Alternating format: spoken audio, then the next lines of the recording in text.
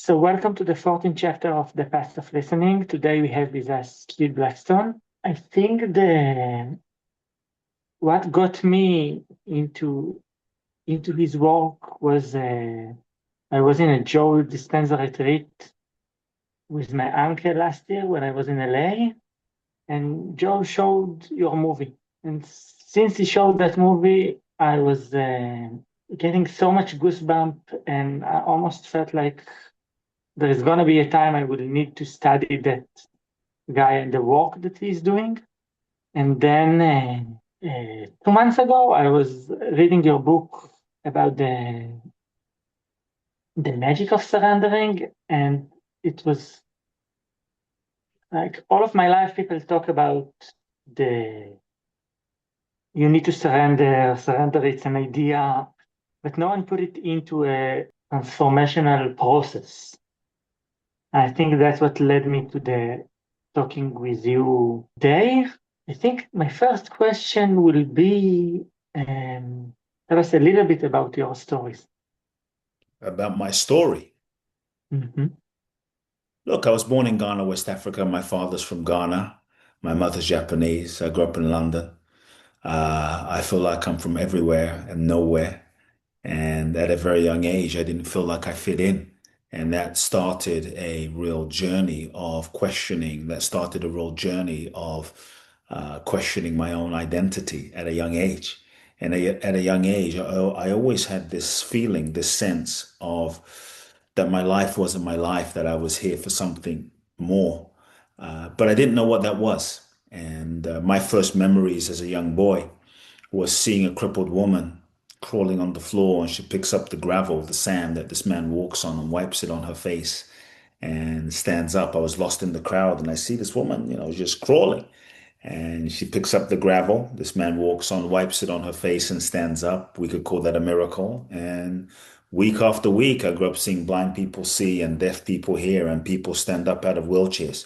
Week after week, I grew up seeing these miracles. And as a young boy, I didn't think anything of these miracles. As a young boy, I just thought this was normal. I just thought this was everyone's experience. And I would tell my friends in school, I would tell my teachers, and they thought I was crazy. Uh, Week after week, I would see the same man whose gravel she picked up look at a person in a wheelchair and say, stand up. Look at someone who was unable to walk for 10 years and they were walking in crutches and say, throw your crutches away. This man was my father. My father built a big church in London, 5,000 people every Sunday.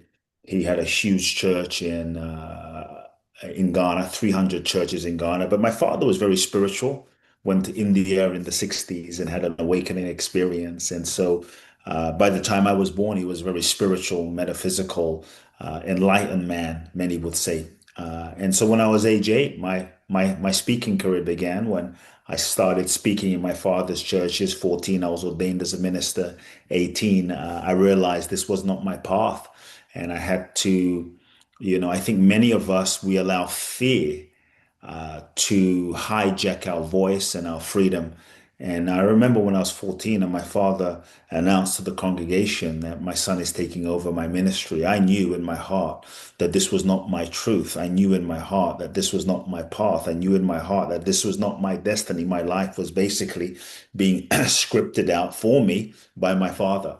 But I was too afraid to speak my truth. My fear was if I dared to own myself and be myself and speak my voice, that I would lose my father's love, that I would be outcast by the community. And so I said nothing.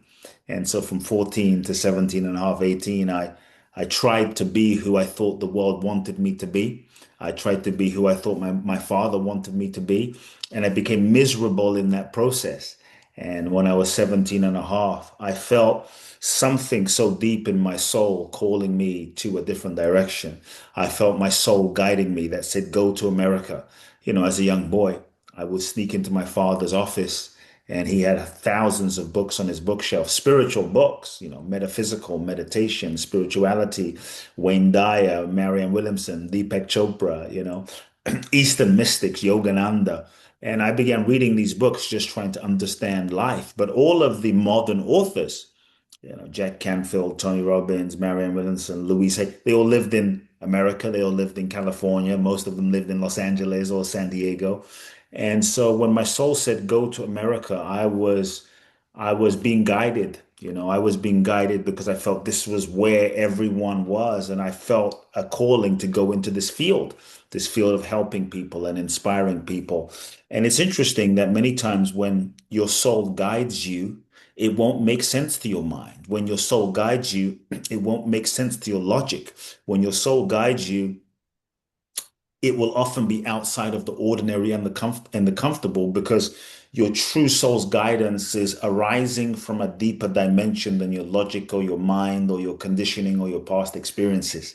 And it often won't make sense. But I have found that when you follow your soul and when you listen to the deep nudging, the deep calling, and the direction of your soul, and you surrender to that, I have found that you'll always end up as the right person in the right place at the right time, doing the right thing, even though the path that you take may not be the one that you most expect. And so I knew what I had to do.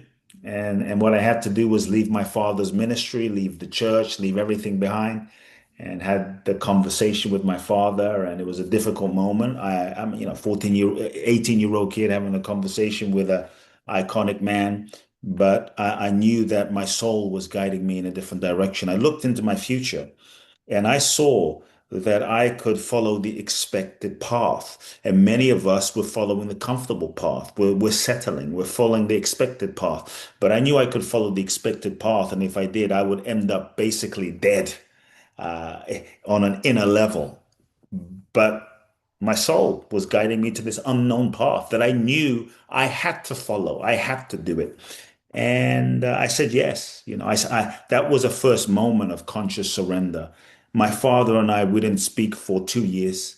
Long story short, I ended up winning a green card in the green card lottery. And that's what enabled me to come to the US, 18 years old, a young kid, $800 in my pocket, maybe 1,000, somewhere between 800 to $1,000 in my pocket. Came to the US with two suitcases and began following my dream. And it was there where I went and found many mentors and teachers and studied with some of them.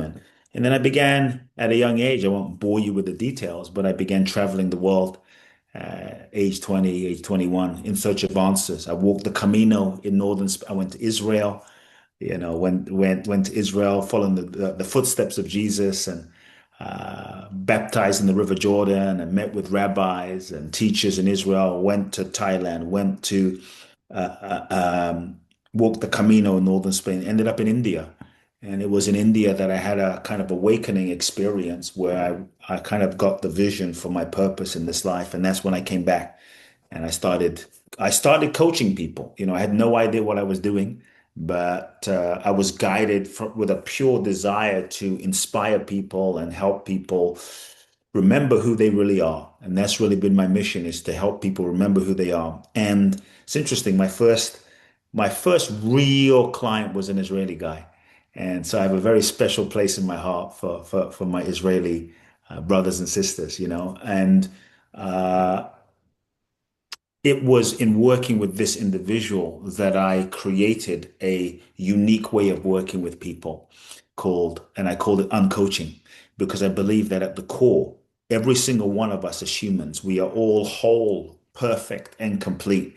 We're born whole, perfect, and complete. If you look at a child, right? If you remember back to when you were a child, we were all free ones, right? We were all free. We would jump on the table and sing and dance and shout and scream. And, we didn't care what anyone thought of us. We didn't care about society or social media. We were just like free, full of love, full of light, full of possibility. And so what happened to us? What happened to us? We're so afraid of expressing our voice, and we're so afraid of just expressing who we really are. And so afraid of loving, so we hold back our true light.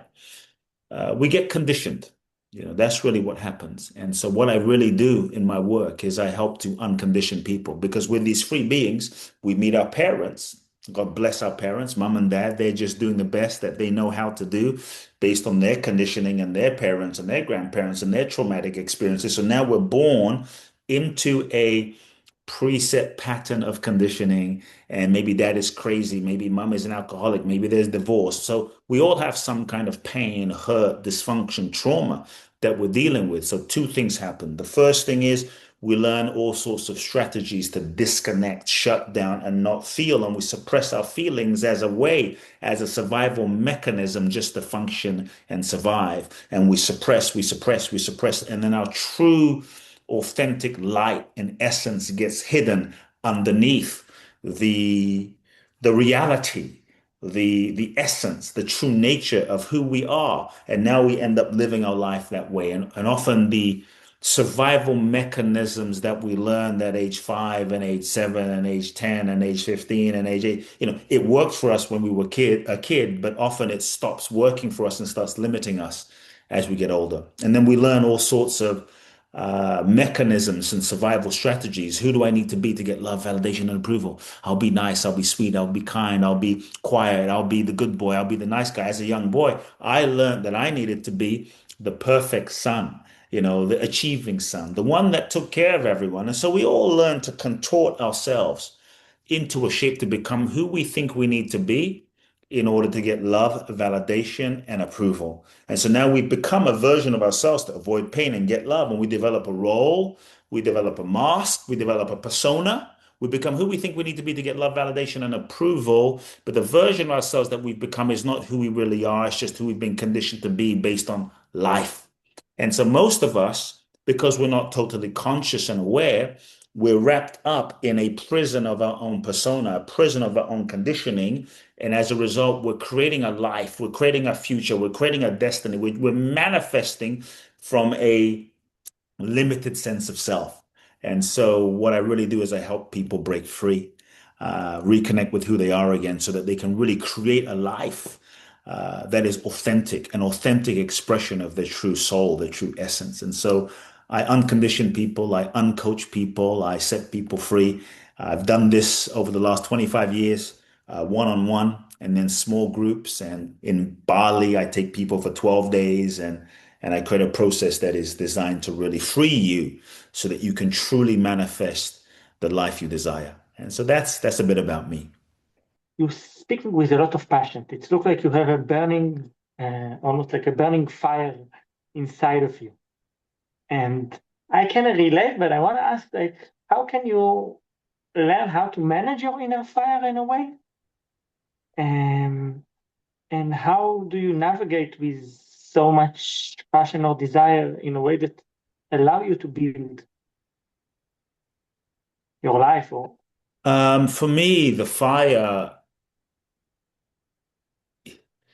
I think, comes from being connected to your own true self. The real energy that I feel. I think the more we free ourselves, if you look at a child, right? A child is alive. Right? If you look at a child is alive. A child is free. When we were children, we were full of energy, weren't we? We would wake up in the morning and we would go. We were full of energy, full of light, full of power, full of passion, full of freedom. Until dad said, shut up, be quiet. Or girls don't do that, or we don't do that in this family, or we were beaten, we were hit, we were abandoned, or you acted a certain way and then you didn't get love. So slowly we learn all sorts of ways to shut down and disconnect. And so naturally what we are is energy. What we are is life. We are life force, but that life force gets pressed down and hidden underneath layers of unprocessed feeling and emotions that we've learned to suppress, or that life force gets trapped underneath the layers of conditioning that we've learned to become and hide inside of in order to get love, validation, and approval. So then our true energy, our true life cannot flow freely. If you look at a child, their energy is flowing freely because before their condition, their energy is flowing, but slowly with parents, with religion, with school, with programming, with pain, with abuse, with bullying, with so many traumatic experiences, right? Our true light gets hidden underneath the layers of conditioning. So I believe every single one of us, We have access to power. We have access to energy. We have access to the light inside. There is a light inside of every single one of us, but often that light is just hidden underneath layers of conditioning that have been developed based on past experiences. And often it starts in childhood, starts with our parents, and our parents, are doing the best that they know how to do based on their life and their conditioning. But now we're born into that. So first, every one of us has this energy. Every one of us has this light. We are here as human beings to set ourselves free and remember the light that we are, you know. And the first thing created was light. Light is the source of life. But I think because of experiences and pain and hurts and many things, many factors, we've just lost touch with that light. So I think the more we can remove the blockages, right, through healing and a process of unconditioning and healing ourselves, and peeling the layers away, the more we can just connect with that light naturally, the more naturally the light of our true self, the true energy of what we are can just flow. So I think energy is our natural state. It's our natural state. But because of our conditioning, we think that being low energy and being small and hiding is our natural state. But our natural state is energy. And so I think when we do the work, our energy flows, being full of passion and aliveness is simply a byproduct of being connected to who we really are. And so I think that's why we're here. That's the true possibility of life. Yeah, I don't think that it's kind of in your story. You was needed to leave the church to find God or to find the connection with Jesus or to find. I'm curious your take regard to spirituality and religion and what is the Yeah, for me, spirituality has nothing to do with religion. You know, religion is our beliefs and institutions and dogma, but nothing wrong with it at all. True spirituality is your own direct connection to your spirit, your own direct connection to the divine. All right. I think that is true spirituality. Um, True spirituality is the direct connection to yourself, the true essence of what you are, which is an expression of source of light. To me, this is true spirituality. True spirituality is that direct experience with yourself as one with life and source and divinity. And so for me, spirituality is not something that you do in a temple on a Friday or Saturday, a Sunday in a church. True spirituality is being connected to who you are, but also true spirituality is is how you live your life moment to moment. I used to go to church on a Sunday with my father, and I'd see people, Jesus, they would be singing, Jesus, Jesus, Jesus. They come out of church 2 minutes later, like bitching, moaning, complaining, gossiping about someone. Did you see that person? It's like, what's the point of all the songs and the praising Jesus if you're not living it? True spirituality is how you live your life. It's can you be kind? Can you recognize the humanity? Can you recognize the connection between each person? So for me, you can be religious but not particularly spiritual.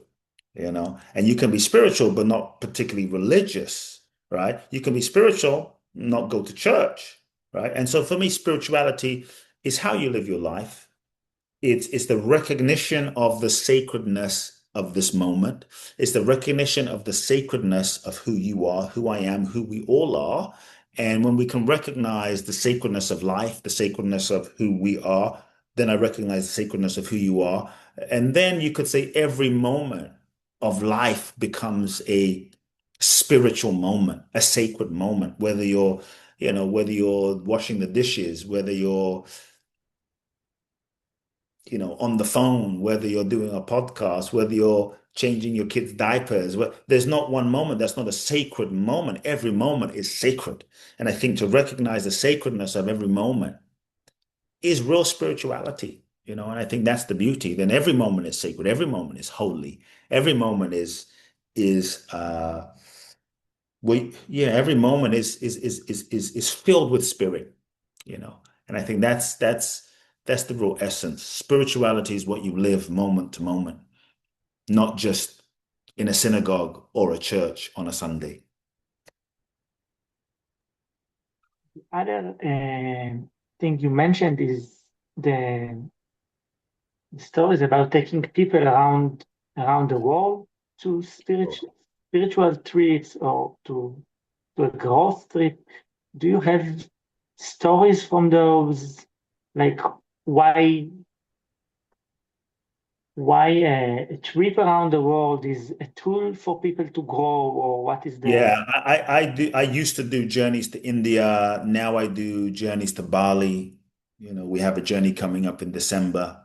Um, but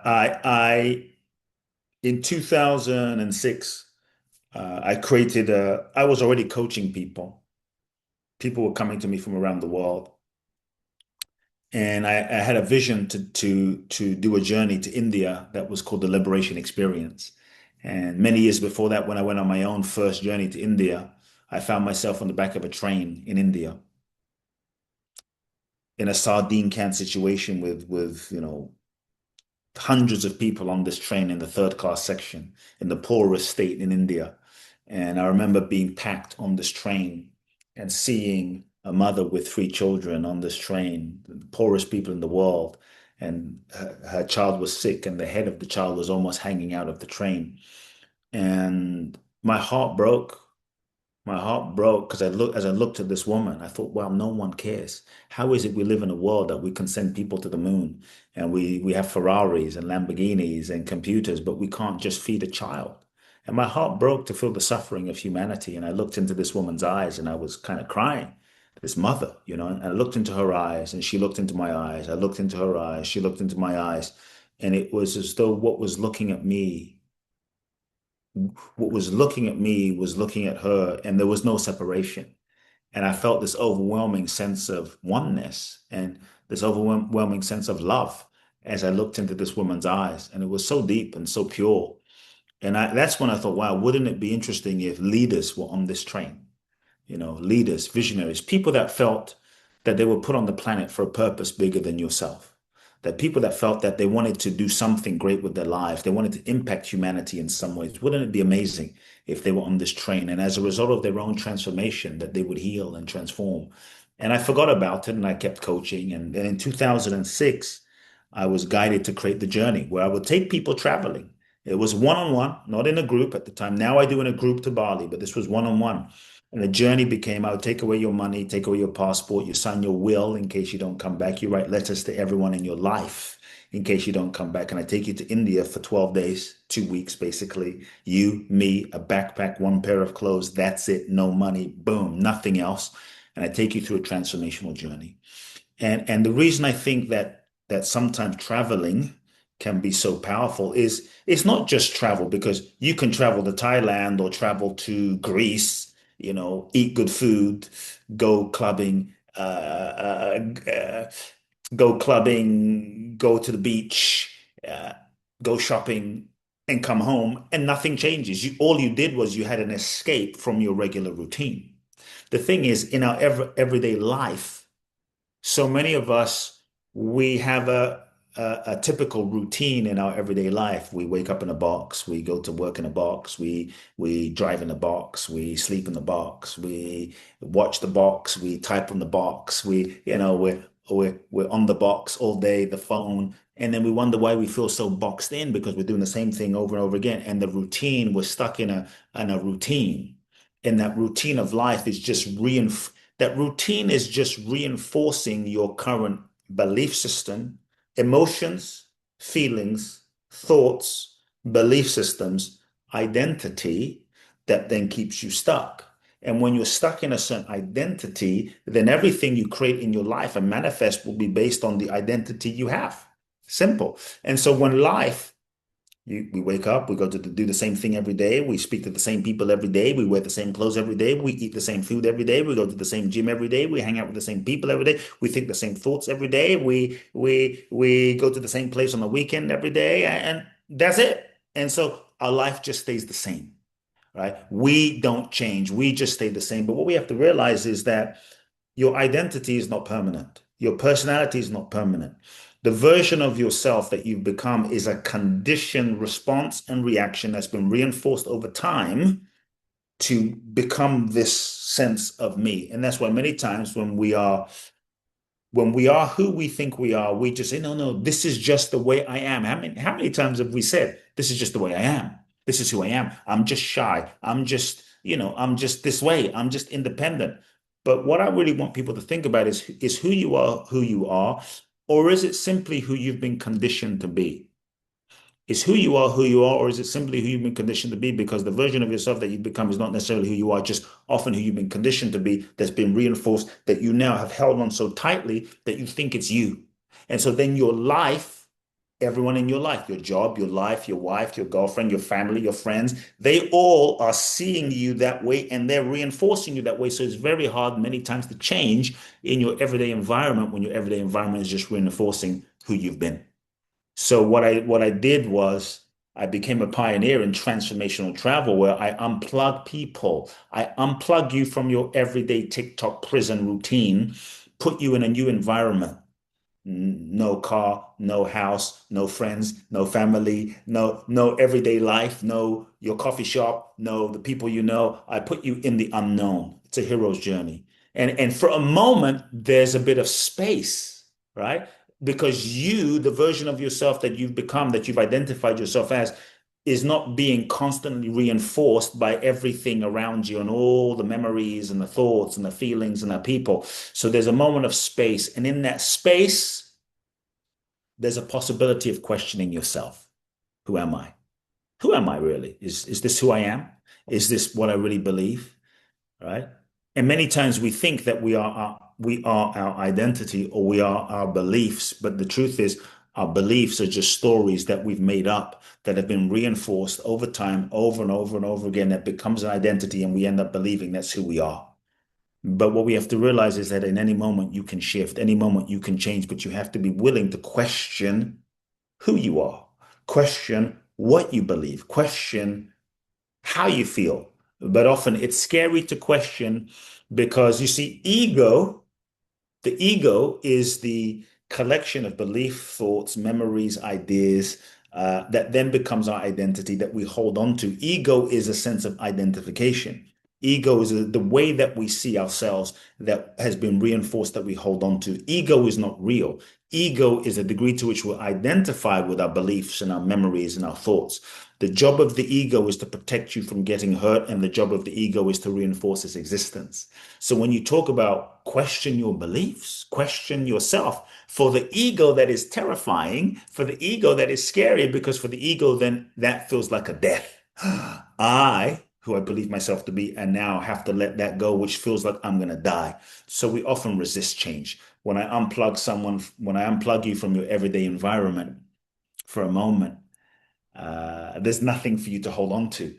Then there's a moment of space for me to go in and help you question, help you unravel, help you loosen the grip of your own identification. So for a moment, there's space for change.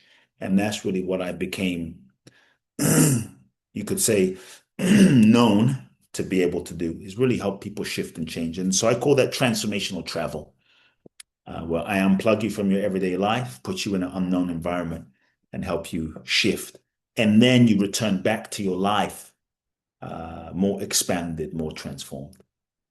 And so, yeah, I started out doing these one-on-ones in India. And now for the last 15 years, I do these life-changing events with 18 people maximum for 12 days in Bali called Boundless Bliss, the Bali Breakthrough Experience. Next one is in December. Can you give example of a story of someone in one of those journeys? And Sure. I mean, I write all about this in my books. I remember in India, I had a client of mine, a guy. He came to me through his wife. His wife was my client. And he finally showed up. He said, Kud, I'm tired. I'm tired. I'm tired. I feel like that I have so much potential. Do you know that feeling, Omar, where you feel like you have so much potential? He said, I feel like I have so much potential. I have so much to give. There's so much I want to do. There's so much, but I haven't been doing. I don't know what's stopping me. I'm not sure. And he said, I'm just shy. I'm just a shy guy. I'm just shy. This is just who I am. And I said, that's bullshit. You've been lying to yourself your entire life. He said, what do you mean? I said, you've been lying. I said, you are a lion and you've been acting like a mouse. Because we have this identity that we've created based on our conditioning and based on our life. And then we believe that this is who we are. I'm just shy. I'm just independent. I'm just this way. But often it's just our conditioning. So what I'm here to say is you are not your conditioning. You are not your conditioning. Let me repeat, you are not your conditioning. At any moment, you can change your conditioning, but it takes courage. And most people will not fulfill their potential in this lifetime because they're too afraid or not willing to question who they are now. The next level of your life will require the next level of you, which will require that you let go of who you currently believe yourself to be. But often, what we tend to do is hold on out of comfort, out of familiarity. You cannot manifest the new being the old. And that's what's scary. And so, as this guy came to me, I took him to India. He came on the India journey. And here's a guy who just, he kept saying, my wife is the outgoing person. I'm the behind the scenes person. My wife is the outgoing person. I'm the quiet person. And I said, this is just a lie and a story you've been telling yourself. So I took him through some processes. I won't say what they were now, but I took him through some questioning and some processes based on my method. And I asked him a bunch of questions. And as we were beginning our journey to India, he came to me a few hours later and he said, Kud, I've been crying. I've been crying nonstop for the last few hours. I can't stop crying. And I said, why? He said, because the last few hours, he goes, I'm 55 years old now. I can't remember the last time I cried. Maybe when I was 5, but I can't stop crying. He said, when you asked me some questions that took me through a process, I remembered when I was 5. He said, I completely forgot until now. I remembered when I was 5. And I said, what happened when you were 5? He said, when I was 5, I realized now, and I did not remember that I was molested by my uncle. I said, wow. He said, I was molested by my uncle, but I completely blocked it out of my mind. In that moment, he says, could I realize what happened? You see, here he was as a 5-year-old, an innocent, bright, magnificent being, full of life, full of innocence. His innocence was taken. Something that happened should not have happened to him. And he completely blocked it out of his mind, but it was inside of his unconscious. You see, what happened when he was 5 that he didn't realize was he was free. He was full of life, full of light. And then this event happened because of the pain of that event, because of the suffering of that event. As a 5-year-old, he shut down, disconnected, and he began to hide because he made up, it's not safe for me to be seen. It's not safe because if you see me, you can hurt me. But if you don't see me, you can't hurt me. So his unconscious survival mechanism and strategy was to go into hiding. If you can't see me, if I'm in the background, if I'm quiet, if I'm shy, if I don't speak too loudly, he married a wife who was so outgoing, he didn't even have to speak. And so if I'm just in the background, then you can't hurt me. And this became his entire life survival strategy and mechanism. It wasn't that he was shy. It wasn't that he was shy. It was just that an event happened. Survival kicked in. He went into the background because he thought if you can't see me, you can't hurt me. And he's been hiding his entire life. Many of us, we've been hiding our entire lives. Not because we're shy, but because certain things happen, because mom and dad did something, because mom and dad said something, because something happened. And we've been hiding and we've been hiding our light. We've been hiding our gifts. We've been hiding our talent. We've been hiding our voice, living in fear, living less than who we know ourselves to be. And so I'm going to challenge everyone listening. How long will you hide? The world needs you right now. The world needs your voice. The world needs your gift. The world needs your talent. The world needs you to step up. Will you answer the call? You spoke along the way about your visions or ideas that came, the idea to go to the state, the idea to go to those journeys. I'm kind of asking, like, if you have a way of, I don't know if channeling is the right word, but consulting with your intuition regard to. Yeah, I think every one of us, we all have intuition and we all know. Every single we first so first you have to own that you know. You know. We pretend not to know because it's easier. And when we're conditioned, where we're carrying a lot of unprocessed pain, hurt, feeling, sadness, guilt, shame that's not been dealt with, then that unprocessed energy and emotion can cloud our ability to perceive, hear, feel, sense, and see accurately, right? Because you see, every single thing that's ever happened to you is stored in your nervous system. Your nervous system is the antenna to the world. Information comes in, your nervous system processes and interprets the information that comes in. And based on that, you make up a reality. And based on that, you then act. But if you're carrying pain, hurt, trauma, sadness, anger, shame, all the stuff that we've been talking about, if you're carrying that and you haven't dealt with it, you haven't processed it, you haven't released it, you haven't healed it, you're carrying that inside of your body, inside of your nervous system. Then when information comes in, it's going to be filtered through an unresolved nervous system. You won't be able to hear and discern your true, pure intuition clearly because it's going to get clouded. And so likely you're going to not hear it, it's going to be blocked, or you're going to misinterpret what you're sensing, which is why many times we all get the guidance, but it's got to be filtered through our nervous system. So the more you heal, the more you transform, the less junk you're carrying, the clearer you will perceive your intuition, the more you will sense your intuition. Even if it's just in this room right now, if you're playing a radio and there's a lot of noise playing, right? It's going to be hard to hear me right now. Does that make sense? It's going to be hard to hear me. So many of us don't realize we have so much noise and static from the past, wounds, hurt, pain, trauma that we're carrying, that we're not able to hear the innate guidance. So your intuition speaks to you in a few ways.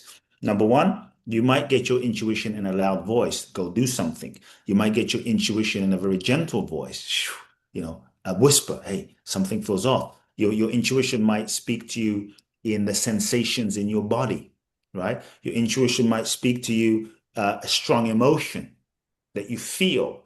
Your intuition might speak to you, as I said, through the sensation in your body. Your intuition might speak to you through other people. Your intuition might speak to you through signs and symbols. Your intuition might speak to you through a dream, and dreams are often the way your unconscious communicates to you. And so we have to be willing to pay attention. But if you're going to, here's the thing.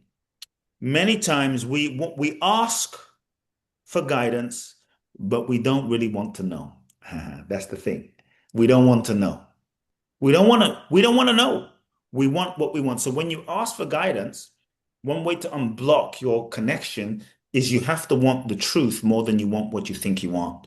And if you want the truth more than you want what you think you want, like, oh, I really want this relationship to work. But if you want the truth more than you want the relationship to work, then you're much more likely to hear it. Because then, if you just want what you think you want, then often your true intuitive guidance is going to be blocked because you don't want to hear the truth. So I think part of it is that willingness to hear the truth, and part of it is the willingness to tell yourself the truth. So I would say if someone really wants to begin transforming their life, start tuning into and cultivating and feeling and asking, what is the truth? Many of us, we stay in relationships that we know are not right. We work jobs that we hate that we know are not right. We already know it's not right, and we wonder why we feel unhappy. And so I think just the willingness to tell yourself the truth is what also starts to unblock your connection and intuition.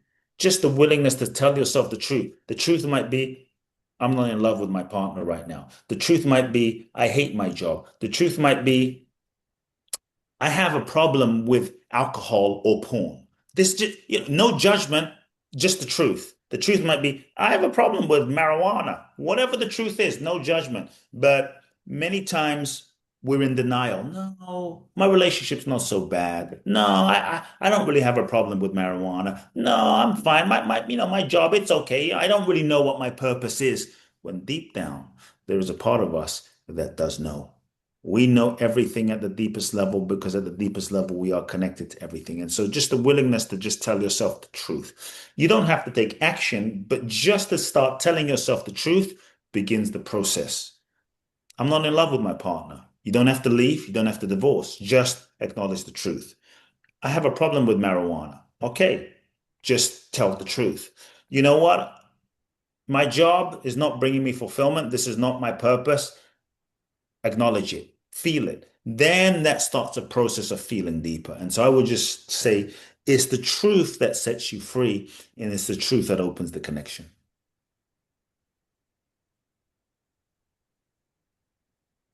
How do you practice looking at the truth? Because it sounds as an idea, phenomenal idea, but let's say I want to look at through in my life. What are the tools? What are the practices? What are the You ways? practice looking at the truth by looking at the truth. There's no other way. You don't have to pray. You don't have to meditate. You just have to start telling yourself the truth. What is the truth about what I feel? That's it. There's no other practice other than tell yourself the truth. I hate my job. Boom, simple, right? I'm not in love with my spouse. Boom. Take the pressure off of taking any action, but just start by acknowledging the truth. That's it. Some people might say, "Well, how do I know if I'm lying to myself, if I'm lying to myself?" Right? How do I know? Likely when you're lying to yourself, you're going to have these signs. Number one, you will experience physical pain, physical symptoms. This is your unconscious speaking to you. Number two, you might feel some emotional pain, depression, emotional dissatisfaction. Number three, life stops flowing naturally because your energy is not flowing and it's blocking the truth. Right? That's a sign. Right. Number four, you might attract people into your life that reflect your own internal frustration as a manifestation of your own lack of acknowledging the truth. But yes, it takes how you tell the truth is just the willingness to just say, what do I really feel right now? Create time every day to slow down, be still, and feel and listen.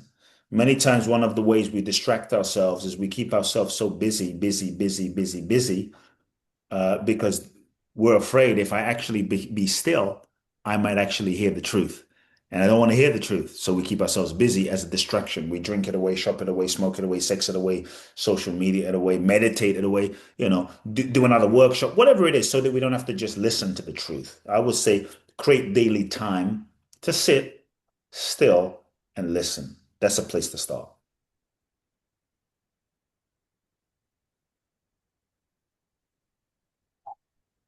Very good.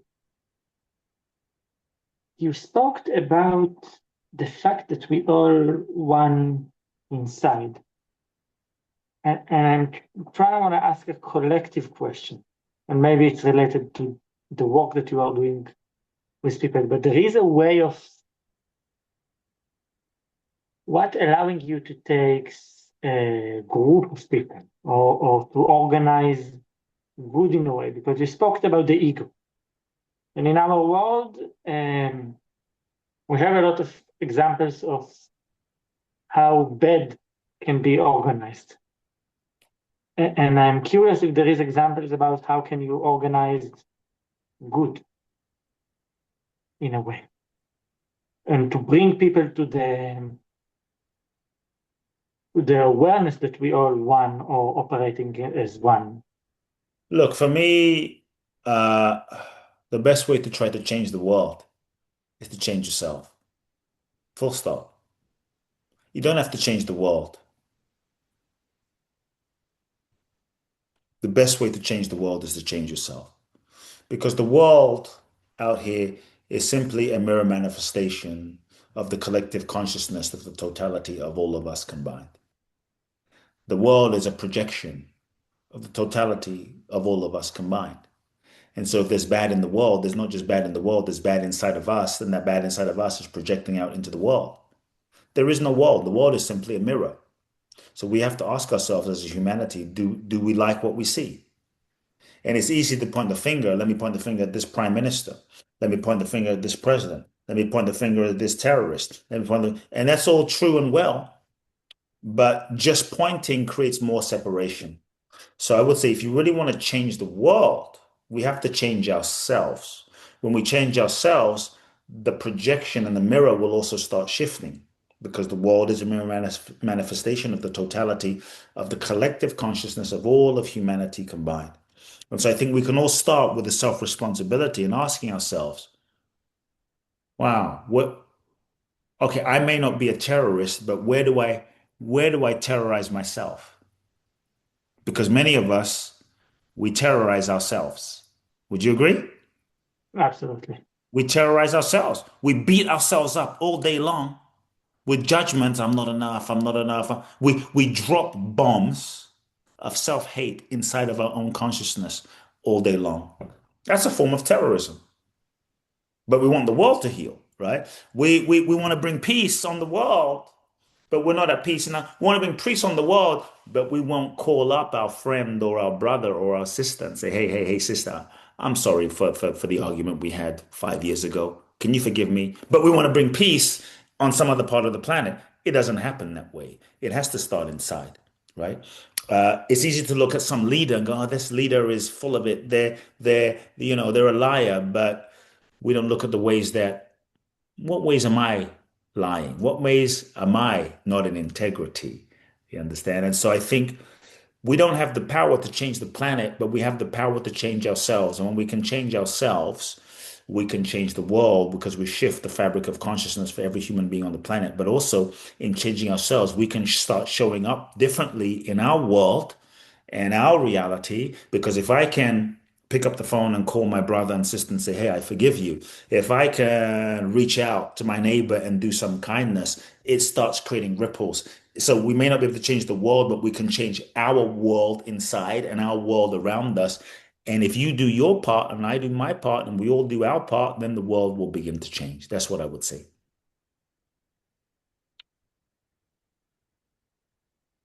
Let's do maybe one final question, then I need Yeah, to wrap up. amazing. Thank you. Um, what do you do in your processes to maintain that energy or that vibe or like what? Simple, I mean, I think it's simple. For me, it's being the willingness to tell myself the truth. That's number one.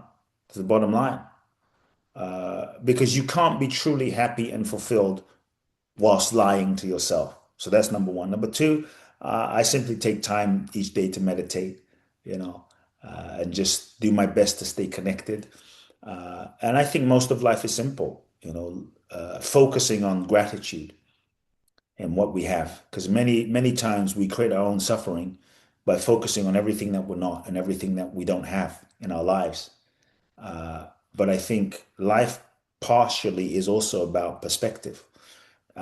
And when you shift your perspective, you can shift your life, even if life hasn't shifted. And so being grateful for what you have, being grateful for the experiences that happened, being grateful for the experiences that didn't happen, being grateful for the lessons that you learned, being grateful for the people in your life, being grateful for the things in your life that have not happened yet, but maybe going to happen in the future. And being grateful, lastly, I would say, just for a human incarnation, you know. Life is not easy, life can be challenging, but a human incarnation is a beautiful experience. It's challenging, there's wars, there's difficulties, but I think having a human incarnation is a gift. And I think when we all die and this life is over, probably most of us want to come back and do this again. Wow. Thank you very, very, very much. I'm gonna take time to absorb.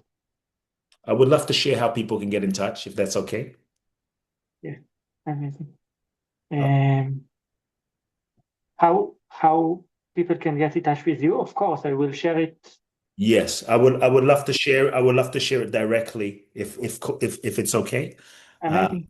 I Yeah. would just say if you've been listening to this podcast and you're inspired in any way, there's a couple of ways to get in touch. My Instagram, Kute Blackson. But twice a year for the last 15 years, I've done a very special event in Bali, and I'd love to invite any of you to come. Uh, it's perhaps one of the most transformational processes around.